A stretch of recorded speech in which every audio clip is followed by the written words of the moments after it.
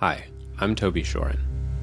If this is your first time checking out my work, this is my newsletter, Care Culture, where I write about how culture, psychology, healthcare, and spirituality are all changing and affecting one another.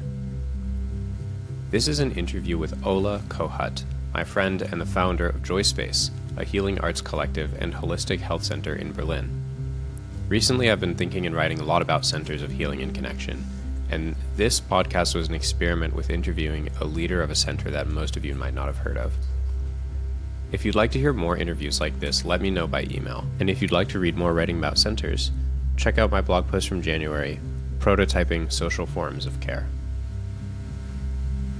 First episode. I don't know if this is going to become a real podcast, but I do appreciate us doing this experiment together. So why don't you introduce Joyspace a bit? How long has it been around and how did you get it started?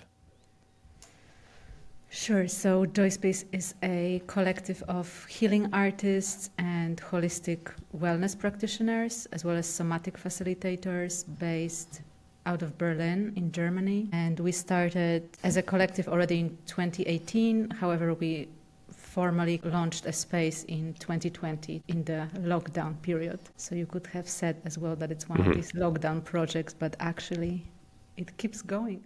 When you say it's a collective, what do you mean by that? Is that a legal entity or is that just a vibe? Well, for a long time it used to be a vibe, and now finally we have a legal entity as a Verein in Germany, which is a collective non-profit. I'm really happy about it because it obviously introduces some new possibilities for us in terms of funding and just general awareness. Cool. And you have two co-founders, right? In the Verein, actually, so in order to found a Verein in Germany, you need to have 7 co-founders, 7 Whoa. people. So it's like a proper collective structure embedded in this bureaucratic system. So we have 7 co-founders. And all of them are facilitators, healers, witches. Yeah. And so can you tell me about your background in healing arts stuff and how you came to start this space? Sure. So I'm in some kind of flow with Joyspace, honestly, because I never would have imagined that I would have run this type of project. And honestly, I was just burnt out severely from working in tech for many years. And this is when I discovered various healing, holistic wellness, healing arts modalities. I discovered Reiki, which is an energy healing modality from Japan, and quantum healing hypnosis. And then I studied acupuncture. I started studying acupuncture as well, and traditional Chinese medicine. And through that, I met various other facilitators, practitioners, and somehow we started with organizing events around Berlin where we would just focus on inclusivity, and we kind of just wanted to be creative with these offerings and also make them appeal to people kind of like us, so straying away a little bit from this traditional German Heilpraktiker vibe, let's say. And so we started organizing these events around Berlin, renting various venues for them. And eventually, we kind of just had a passing thought, it would be nice to have our own space, but without much, we never were specifically looking for it or putting much effort into it. And then the space just became available in the building that I'm living at, so in Berlin. So we just took it over, renovated it, and that's how it all started. Wow. And can you describe the space? What kind of space is it? Well, it's a 2-story space. It's kind of in the Hinterhof, so in the backyard of a residential building in Berlin Mitte. And it's quite small. I think it's best suited for one-on-one sessions and for small group circles up to 8 people. So meditation or breath work or various other circles we have. And other than that, it's great for body workers and just maybe some form of talk therapy and so on. Got it. So it's pretty small. It's small. The space is small. Yeah. But actually, this also makes it, I'm glad, honestly, that it's small, because first of all, it's very accessible in terms of the rent is quite cheap for Berlin for a commercial space. We really just took over a previous contract. So because of that, there was not that much pressure to really like monetize and turn it into a commercial project immediately. So I mean, it's just a gem. Like I think the space wouldn't have existed if we had to like, you know, look for a proper commercial space at like market rates in 2025 in Berlin. So For sure. I really appreciate it. And secondly, it just gives a little bit of like more intimate vibe. And, you know, right now there is like so many huge yoga studios where you feel very anonymous, whereas Joyspace, I feel people still talk to each other and like create, there is a real feeling of community and like they build relationships. Cool. Can you say more about what variables you think lead to that feeling of community and people really talking to each other? Specifically, like, you know, for our, let's say, clients during sessions, or just within the collective? Because I feel what do you mean by sense of community? Is it between the community of practitioners or the clients or the people who come to classes? Like where does that community, that sense exist?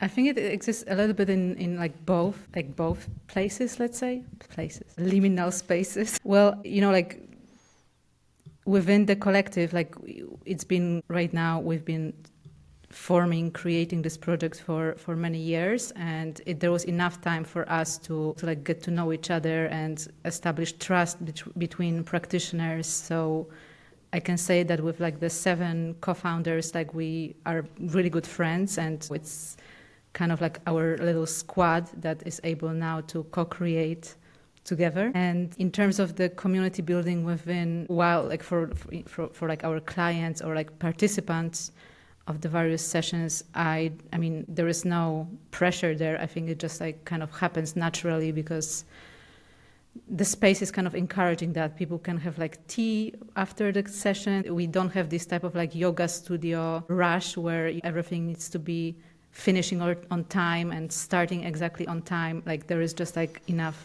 spaciousness because we don't have such like a busy necessarily schedule. Mm-hmm. Yeah, there is just, I mean, you know, the holistic like wellness, all these type of yoga practices have been very much commoditized, and it's just not really a place anymore for community building that much, or at least in my perspective. So I don't know, it just feels like we can still be quite organic there and like genuine. Got it. So you have a private practice space. You have a small room that you said has room for a body work or a therapy session, and then you have this like also slightly larger space where you can have 8 people-ish in a class. In your model, how does private practice and like community offerings work together?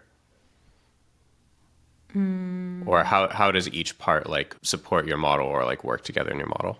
Yeah, exactly. So, I mean, in general, we just like share the space. So we just share one calendar and everyone knows when the space is free, when it's occupied. And, you know, it's up to the practitioner to decide whether, you know, they want to run a one-on-one practice or kind of like group sessions, and some of them do both. So, I mean, it's just like whatever works. I don't think there is like that much curation there. Let's say there is more curation, or in terms of whenever we like accept a new person to the space, just because of we need to have like shared values. We need to trust that this person is like licensed or has like integrity and years of experience. So I think this is where like kind of the curation aspect or like happens. But other than that, how practitioners use the space, like it's a little bit like more like, you know, serendipitous, or not really like up to anyone to control. It's just like we share a space, we share a calendar, and we like do it in this way. Is the space being used almost every day? Yes, exactly. For both private and group sessions? Yes. How do you manage potential conflicts with you know, different practitioners? You have a lot of practitioners like booking individual sessions as well as classes. Like, how do you manage space and time challenges? Yes, so actually, not everyone like listed on our website necessarily. Like there is even more people in this collective who have done workshops here and there, who are active from time to time on various occasions. But it's not just like all of us 22 people are sharing this like one space. Like that's not how it works. There is maybe up to like 8 or 10 practitioners who actively like practice in the space. The rest offer like either online sessions or just do workshops from time to time. So it's like Gotcha. Being part of this collective.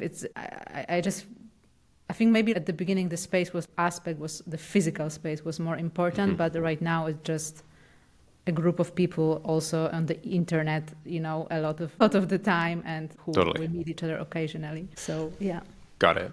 So in the 8 to 10 people who form like the kind of core unit, the core people who are using the space a lot, what are the main modalities that you have working in the space? Well, myself, I practice Reiki and hypnosis, and there is also people doing somatic body-mind sessions. There is sound healing, breath work. Yeah, I think these are the most, and also talk therapy, even though now like the practitioner is opening her own practice. So we are looking for some new people offering talk therapy as well. Cool. Mm-hmm. Is there anything that you want to add to your collective that you don't have yet? It's an interesting question because I care more about the energy of the person, because in general, I think most of the healing artists or holistic practitioners, we all keep learning and growing our toolkit.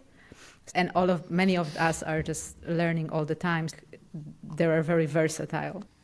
And that's why I don't really have some, these type of targets around, we need to add this.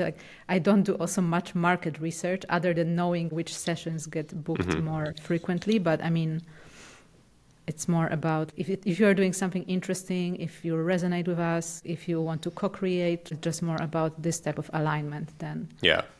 Yeah. You mentioned that it's important for you to, have a lot of trust with the individual and make sure their values are the same. Check that they have years of experience and integrity in their practice. How do you do that? There is some people who maybe finished an osteopathy course and are looking for a space and are like values aligned with us. And we've had practitioners who are starting at Joyspace and then they open their own practice after finishing school in Germany. But there is also people who have years of experience in something like sound healing, and it comes from their ancestral lineage, and their parents have a temazcal in Mexico and are shamans themselves. But yeah, in general, we have conversations before including somebody into this collective and just check their experience, check their reasoning why they want to join, and because it's also about this type of alignment. Like right now, there is many people who want to engage in this type of healing arts or holistic wellness practice and just go on Instagram and say that, they will help you. But it just, of course, we need to be careful with who do we want to work with and for what reasons. And also, I'm not necessarily so now interested in growing this collective. Like, it's not really the point. Right now, we are just set a foundation for co-creating together. And many people have grown over time. They've grown in terms of as artists, as practitioners. They increase their reach, and we are just able to do more together now in Berlin and beyond. Hopefully, that's it. Yeah, what are you able to do, or what kinds of things are you doing now that you weren't able to do a few years ago, or when you started out the space? So right now, for example, we are preparing an art performance that will be kind of like a healing arts performance based on Ursula Le Guin's book, which will be focused on increasing empathy in the system. Which? The word for world is a forest. And thanks to the fact that we were able to register the Verein, we were able to already get funding for this art performance, and there is possibility also for more.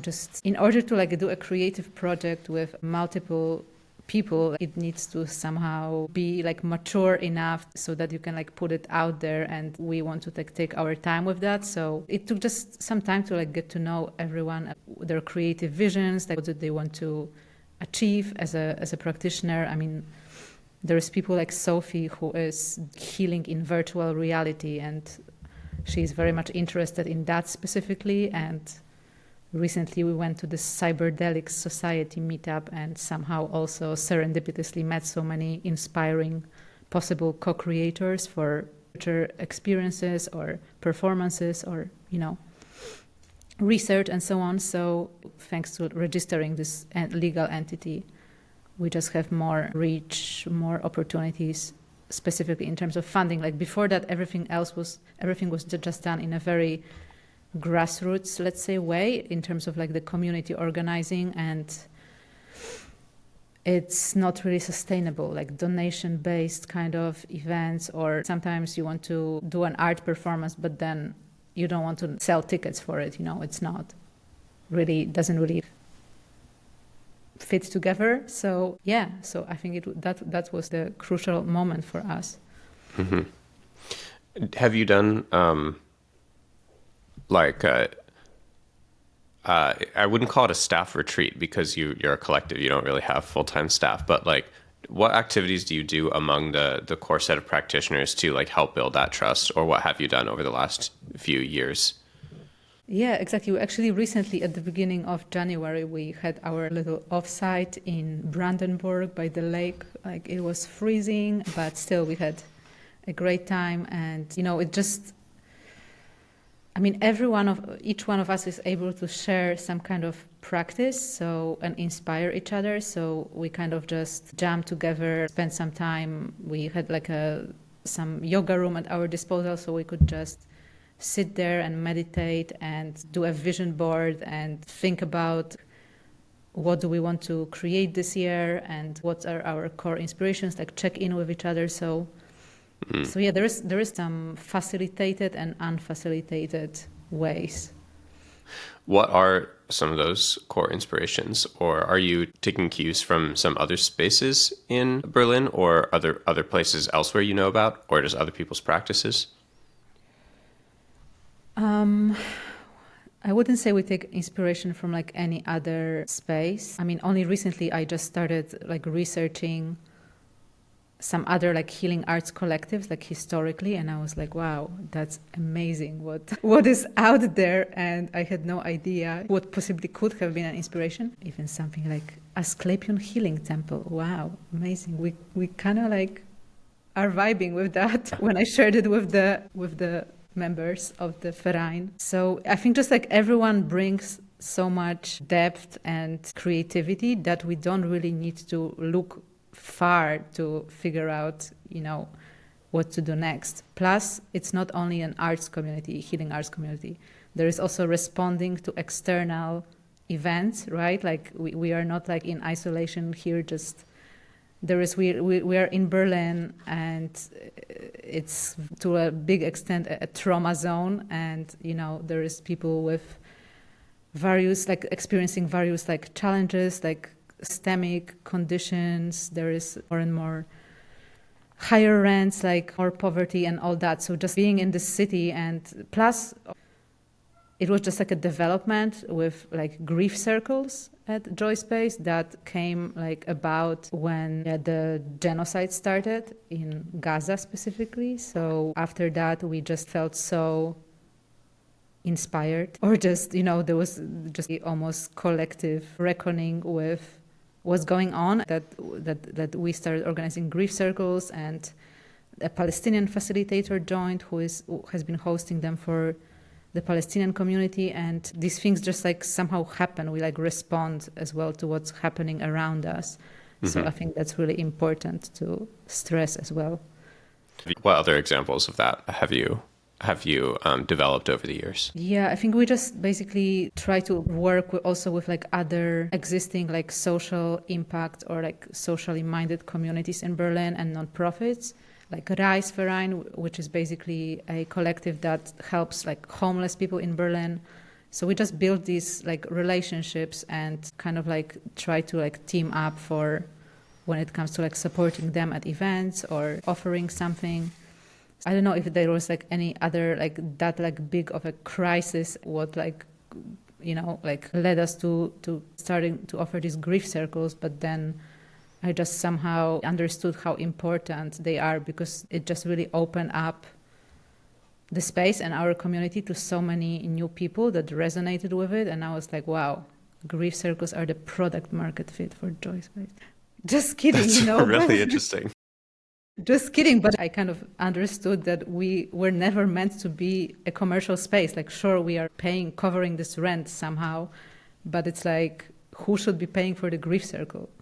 And who is wellness for? So so basically right now I think I just want to go more in this direction of like a community well-being incubator and use the nonprofit kind of as like a vehicle for that. So we would be able to gather. We already kind of have a form out there that we put out to first our like close community, where people can submit project ideas for like collective well-being practices or offerings or events, and then or performances, or they can just be creative, just share whatever ideas they have, and then hopefully we will be able to facilitate them and kind of make them into reality with some funding eventually. I really like that framing of community well-being incubator, and it what I understand is you're offering these grief circles like totally free of charge, and like they have been very popular.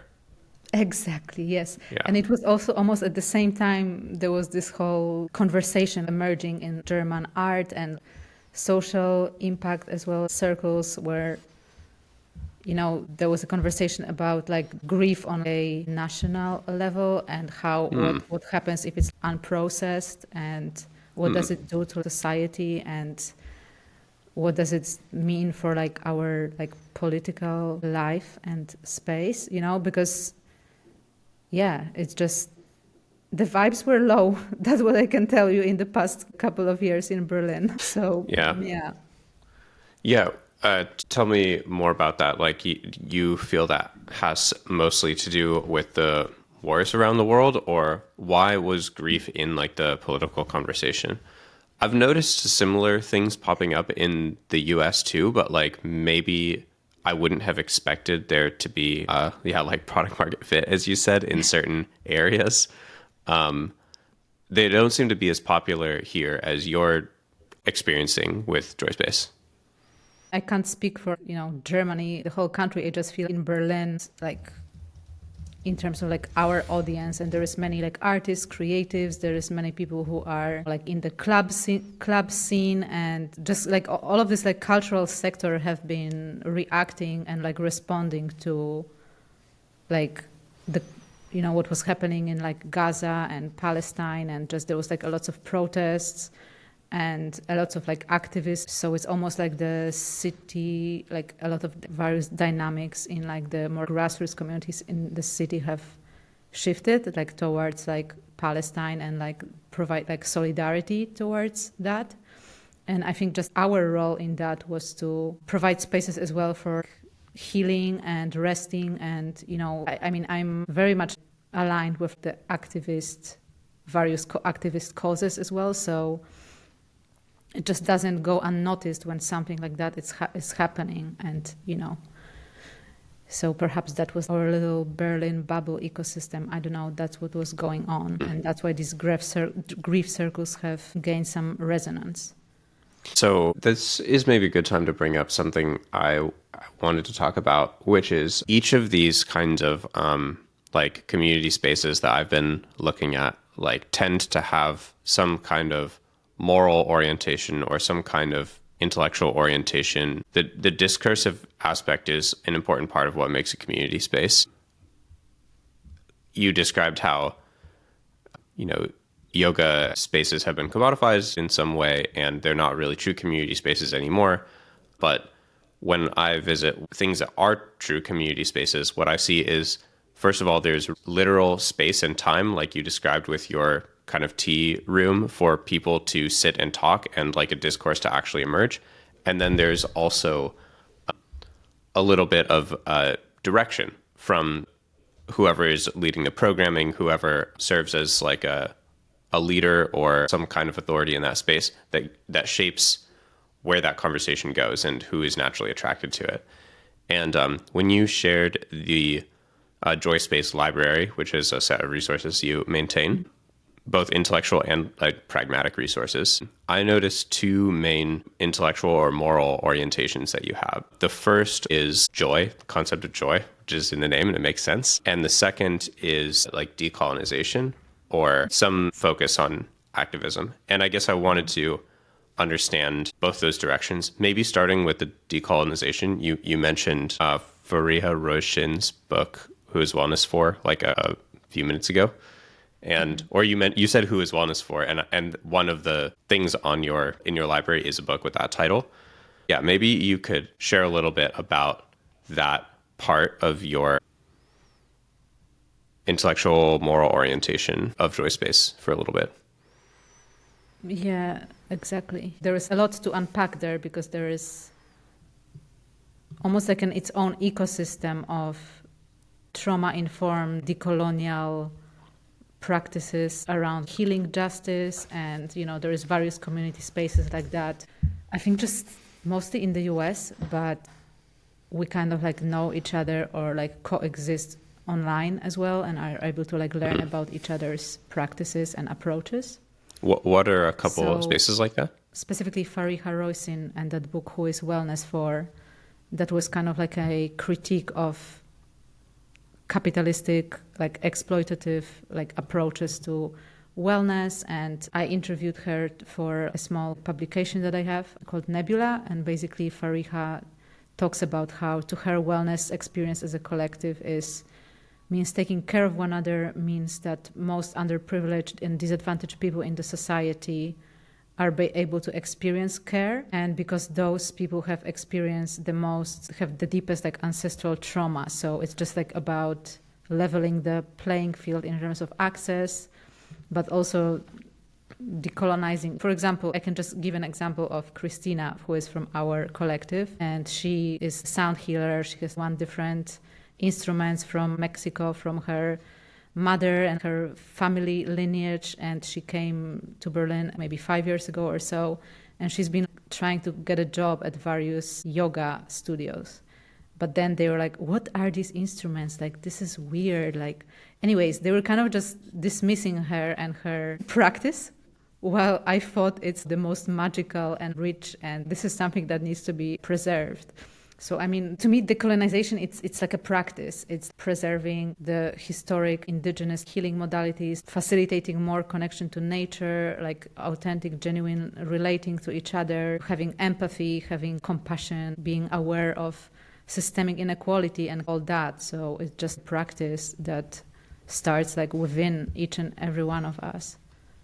And then, of course, it can inform how we like approach the space and like who do we want to work with, who we don't want to work with, just how we approach like. And maybe that's why like Joyspace has never been like commercially successful. And this is also how, like I usually warn like people who kind of like want to like work with us just and immediately, like tell them that we need to be co-creating things here. It's not like you suddenly will have all these clients and you are able to just rely on us in this way. What you give is what you get. And yeah, it's about the energy exchange. Mm-hmm. But it's also about building a community without codependency, just interdependent community. Another person that inspired me it's Adrienne Marie Brown and the book called Pleasure Activism, which basically challenges the traditional notions that activism needs to be based on struggle and sacrifice, and that actually focusing on self-care, on pleasure can help fuel sustainable change as well, and that joy is a tool for resisting oppression.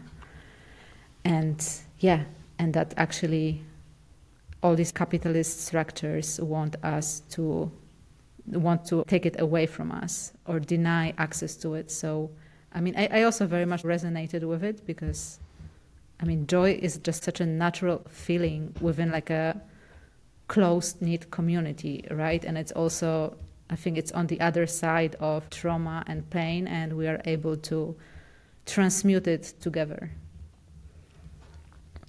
Another book that inspired me was The Disappearance of Rituals by Byung-Chul Han. This one is actually like very much speaking to me, and in general, his philosophy, his research practice has been speaking to me lately. And he really beautifully talks about, for example, a tea ceremony as almost like an anti-capitalist event. Right. Or practice, yeah. So I can see how like your decolonial orientation makes its way into your operations. Like you hold these grief circles for free. You provide a lot of low cost or sliding scale events and activations. How do you think about the like joy as like resistance element? Like there is a pretty there's Adrienne Marie Brown stuff, and then there's also like a critique of like wellness and self-care and the individual orientation of that like coexists alongside, and that might be part of the decolonial critique of wellness culture. How do you operationalize pleasure activism, I guess, is my question. Yeah, exactly. I think my intuition here is that we can create infrastructures for joy on grassroots community level. But in order to do that, we need to almost take a break from always fighting, always resisting, always being upset about what's going on in like high level politics, and just turn into more like real community building, which will allow first kind of start with resting. So like nap ministry is also a big inspiration there. Because in the end, like, we can imagine the futures we want only if we make space for that imagination, make space for that like collective dreaming, and take that space for ourselves. So, and then when it comes to self-care, like I think, it's not the type of self-care that they are trying to sell you on Instagram. It's just more about being able to relate to oneself and another in like a harmonious way. And the more you feel fulfilled inside, the less you need to take from the outside world. So the less extractive consumer you are, and the more you are able to give to others, to your community, and you can find like more beauty and fulfillment. Mm-hmm. I guess I have one last question on this front. Like, as I think will be clear to listeners, like you're pretty culturally sensitive. You're tapped into like what's going on in the overall like European zeitgeist. I'm curious about how you relate to the global conscious community. What is the global conscious community? I don't know what the global conscious community is. Well, I'm not sure exactly how to describe it myself. It's something that I feel like I'm still coming to understand, but it's basically, in the doc that you sent me, you use the word conscious a lot, and that's a byword that is used by basically hippies, modern hippies, but like modern hippies are into the stuff that we are talking about. Modern hippies are into gabor mate. Modern hippies care about decolonization and trauma, but also they do plant medicine ceremonies and are involved in this kind of thing. Conscious seems to mean healing, but also personal, spiritual growth and some sort of collective vibes, but it's not always super clear what that is. Berlin is one of the biggest hubs, I would say, or has been, for this quote unquote conscious community. Although I think that specific term like actually started like out of LA. Joyspace occupies a specific niche in that kind of world. And I'm curious what you feel like it is. What parts are redacted to make Joyspace, and what parts do you feel I'll leave this to other spaces to do? We were never approaching it in the way that we do this research and figure out where everyone else is at. Everything just comes from within, and the people build the collective, and the people who come to us, they come with their certain practices or approaches. And so it's just all very much organic process of, not top down. Well, maybe here's another version of this question. What is Joyspace not? Yeah, I guess Joyspace is not like a commercial wellness space. It's not an international playa party space. I just hope it's like an authentic collective of healing artists who are grounded in reality and just want to share their gifts, want to express themselves, explore, create help others. Grounded in reality is a great criteria. Exactly, because I mean, in the end, we exist. We have a physical space in Berlin. Like, plus, we obviously interact with real people, clients. We have customers who come to us, and they need to have a good experience. So that's also like an element that's, I think, grounding us and the space. So we have kind of gone on a specific path for a while. I'm going to jump around a little bit and ask a bunch of more pragmatic questions. One of the interesting things that you offer is a bunch of different like formulas. You have these formulas that link together different practitioners, and it seems like clients can basically book them as a whole series. It's almost like what some people are calling a protocol, a health protocol. You have a trauma, anxiety, and depression one. You have a microdosing one. You have a creativity-oriented one. First of all, how did you come up with these? Are they popular? Do people do these? It's just a very interesting part of your model. Yeah, I mean, it all came about because we as practitioners started noticing that some of our clients, they don't really know where to start or which modality to choose. And if somebody would come to an osteopath or acupuncturist, but maybe they had something that could be worked on with another practitioners through another modality. So we kind of just did a series of workshops coming together with various practitioners and figuring out, okay, what are the most common issues that people come with and how can we co-create some offerings for them together. And and that's kind of how these formulas came about. Right. Do you actually share when people are working with multiple practitioners in your space or over time? Do you share client notes like between them, or like do the practitioners talk to each other about the patient? No, it's not. I mean, that would only happen within this formula context when it would be previously, agreed upon with the client. But other than that, everyone has their own private information, and Got it. I don't have access to it either. I don't know about like the practitioners and their clients' relationships. So I guess then this brings me to something that a lot of people I think are wondering about, which is what does the operational structure of this look like? This is, I think if people have been listening, they'll understand this is a collective and practitioners run, you all have access to a group calendar. Practitioners like run their own clients and they probably charge their own clients directly. Is that right? Yes, Or yes. do you have a single billing structure? At least for the individual practice, do bill their clients directly. And for the group sessions, we have mostly the same, we share the same kind of like booking tool where we have like also like sliding scale, like tickets available. But even that, I mean, in general, we exist in a world of like platform capitalism and urban sports, which is a platform in Berlin, which basically people just can go to book any kind of like practice, group sessions, workout, and then the platform pays to the studio. And right. then It's like Mind Body is the name of something the like that. Yeah, thing exactly. in the But US. it's just like then that's why now there was already so much protest against it some years back in Berlin because they are the ones that are paying for the client per client. So in the end the studios don't control the prices of the sessions or the group sessions because it's like that platform says, oh yeah, you'll get €5 or €6 per person per class.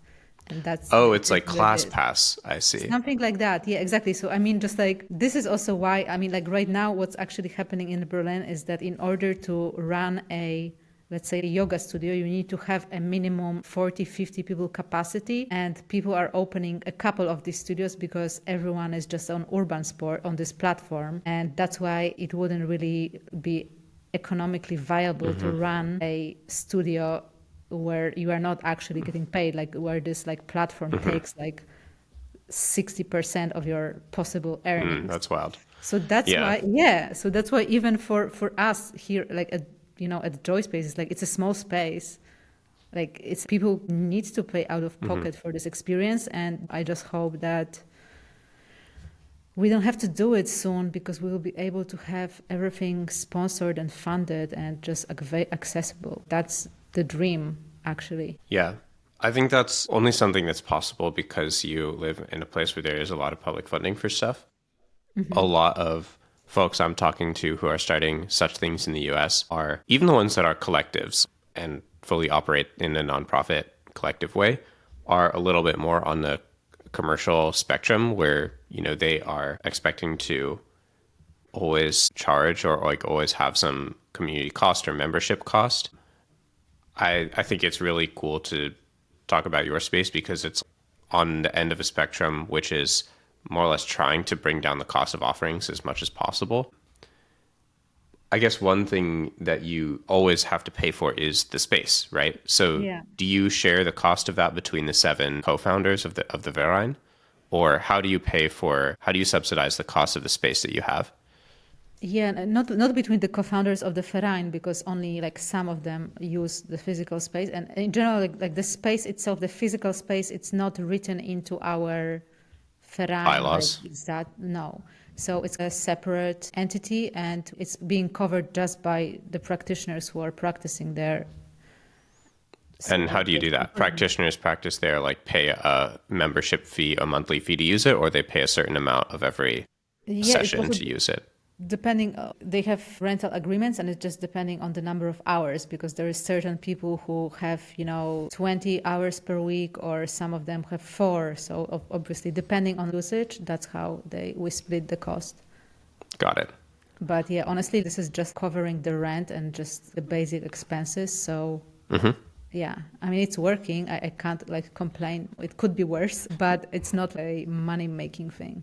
Yeah, that's fine. It's just like I said, a lot of people who I'm talking to like want to do something like this. And what I like about Joyspace is, and what you've described is, you're kind of demonstrating it is possible to do this with just a group of people who are vibing in a fairly low cost way, as long as you have access to a space. And it doesn't need to be a whole commercial endeavor. Can be a fairly community run thing. Yeah, definitely. And I think maybe also just, it's a Berlin context. Our rents are not that high, but Yeah. Yeah, possible. that's certainly one of the major things you have going for you. But if you wanted to do this in San Francisco or New York, you're not going to be able to run it in the same way as Joyspace. But if you wanted to do it in St. Louis or a smaller city or town in the US, I think it's quite possible. Yeah. You mentioned some other spaces actually when we were talking about spaces, organizations, collectives that are involved with like wellness and decolonization and like generational trauma stuff. You said we're kind of all in awareness or contact with each other like through the internet. I wonder what other organizations like you think of that are out there that you vibe with.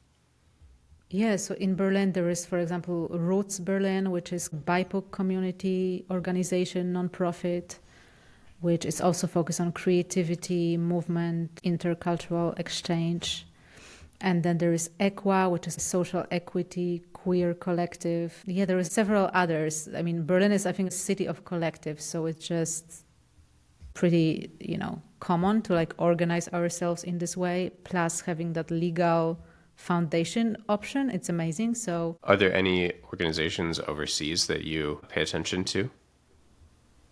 yeah, so I interviewed Kamara Hakim from Activation Residency, which was a healing justice community where they bought land as well together for like farming like purposes, and it's founded by a black trans person and for their own community, by their own community. So yeah, that was an interesting conversation. I still have it up on Nebula. So yeah, it was also a journey for them of imagining what's possible despite and outside of the system and putting it all together. But I think what I'm learning from the process is that there has to be like an equal amount of like effort from the participants or like collective like members. There is a lot of responsibility and on the founders, but maybe that's why I've been kind of like slow and steady with Joyspace, because I want to show everyone like what's possible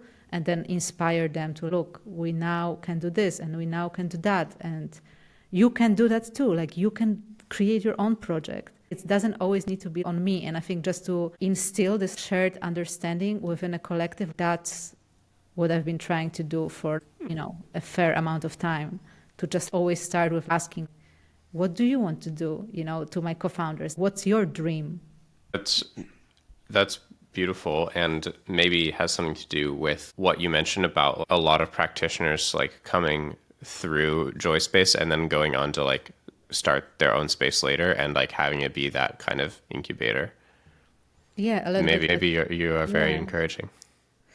Yeah, exactly. I mean, yeah, it's also about, specific projects and ideas that can be brought into reality, or just in general what somebody is good at and what they resonate with the most. So, because I think it's not only like some idealistic and like beautiful, I mean, even though it is as well, but it's also very pragmatic, because I think in this type of community organizing, you have limited energy and resources. So you probably will only want to work on something that actually you are so excited about, Yeah.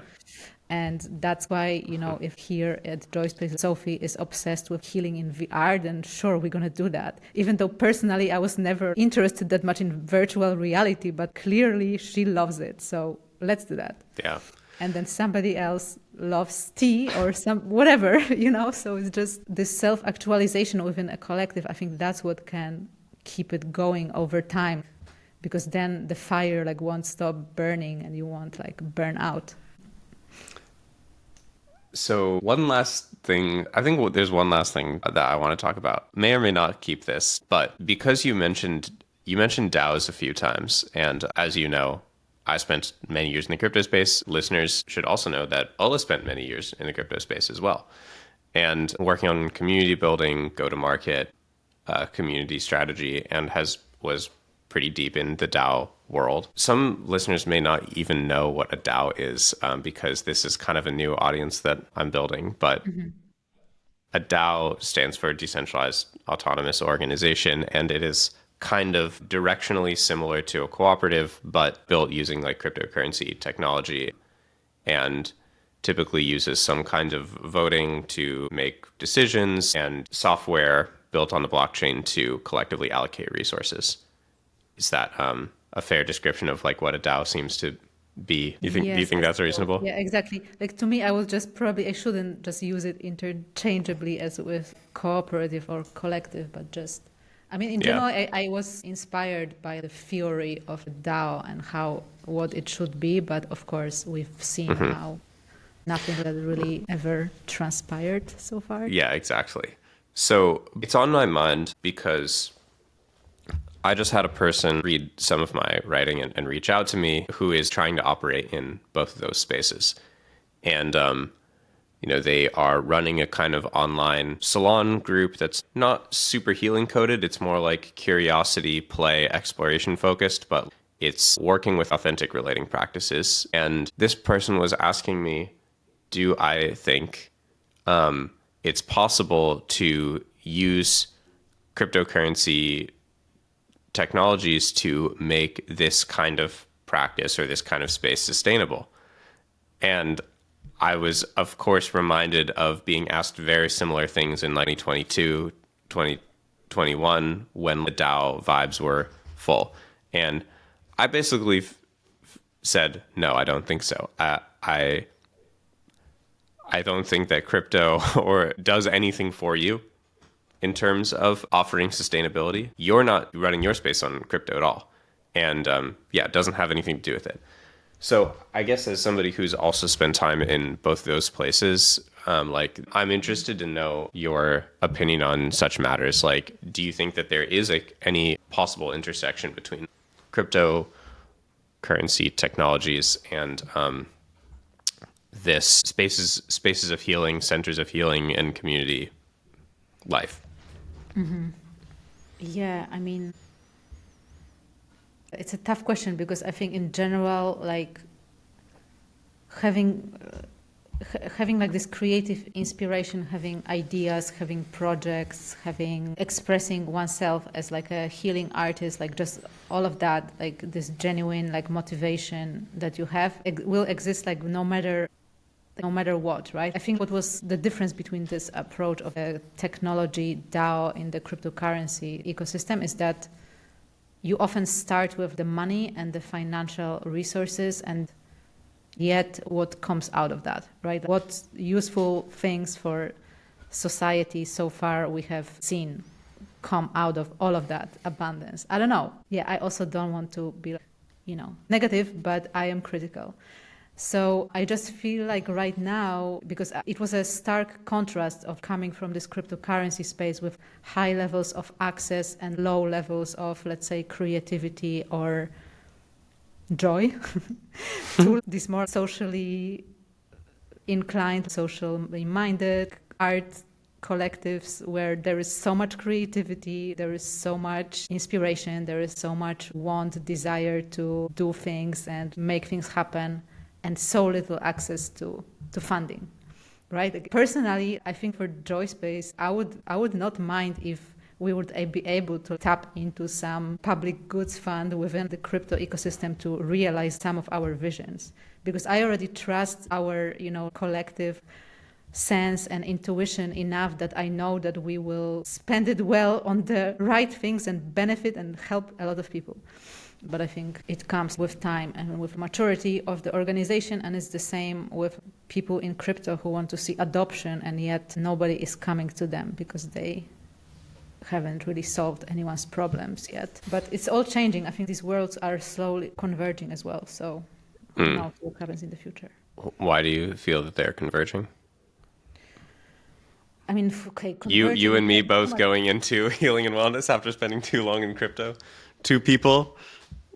I think there is more of us. I don't know. Okay, Yeah. Converging is too much of a strong word here, but I think, I don't know. So we did this workshop at Trust in, I think it was March or April, in this like utopian conspiracy space in Berlin, which was basically about how do we find alternative funding sources for social and arts and cultural projects in Germany, and especially because the cultural funding in Germany is also highly political, and it was also changing a lot in the past couple of years, and it's being reduced and cut and so on. And certain groups are being cut from these funding sources. And then I was like, okay, let's organize a hackathon for this like grassroots community space so that we can get access to some cryptocurrency funding. So basically all they want is to have so what was important for this cryptocurrency project was to have like people on Telegram, just numbers. It was a KPI around a number of people they want, plus some like easy hacks like built on their technology. And they had like a significant amount of money for that hackathon.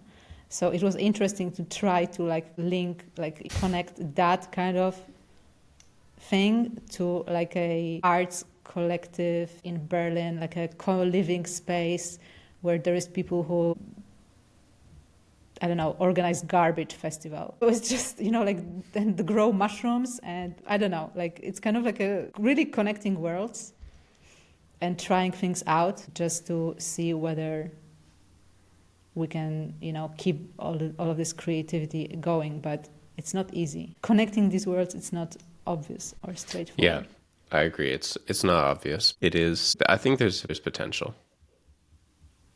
Yeah, let's talk about it another time.